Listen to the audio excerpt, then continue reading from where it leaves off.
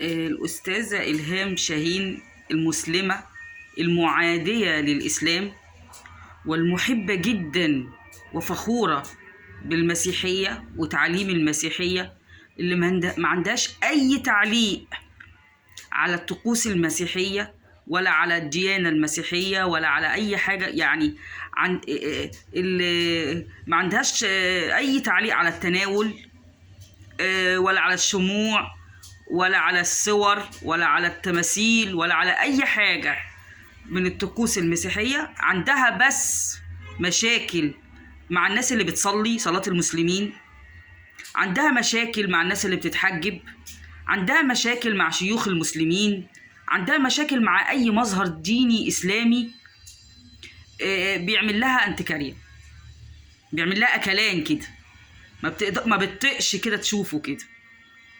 بتقول ستنا مريم لكل الكون. تمام قوي. ستنا مريم اصطفاها ربنا، اصطفاها وطهرها على نساء العالمين المنزهة من كل عيب. ستنا مريم على راسنا، سيدنا عيسى عليه وعلى نبينا الصلاة والسلام.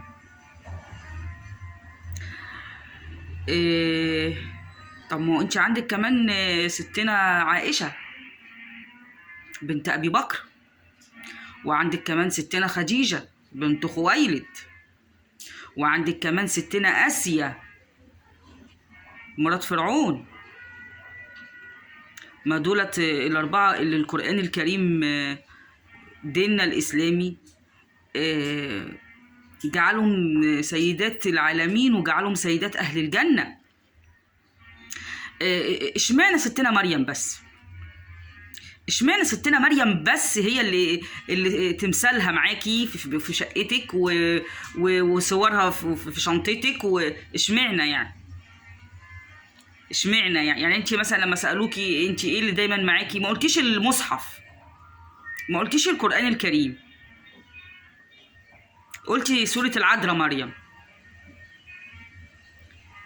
طيب سورة العذراء مريم، طب حضرتك احنا ستنا مريم ما عندناش ليها صورة، الصور دي تبع المسيحيين. يعني ستنا مريم وسيدنا عيسى احنا ما عندناش ليها صورة. زمان ما كانش فيه تصاوير ولا كان فيه الحاجات دي، وإلا كان الأولى بقى لما إن سيدنا محمد اللي جه بعدها بآلاف السنين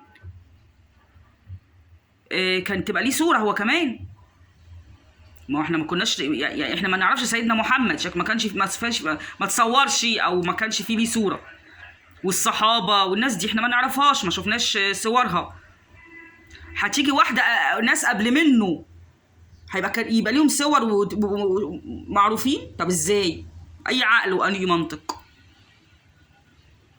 الاولى يكون ليكي معاكي مصحف في اذكار الصباح والمساء، تبقي معاكي الحاجات دي.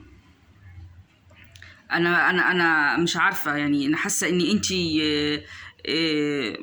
يعني تتمني انك تكوني نصرانيه. فقولي كده وريحي نفسك وخليكي شجاعه. ما فيهاش اي مشكله على فكره، بالنسبه لنا احنا عادي، بالنسبه لنا احنا عادي، مفيش اي مشكله انك تتحولي للنصرانيه عادي.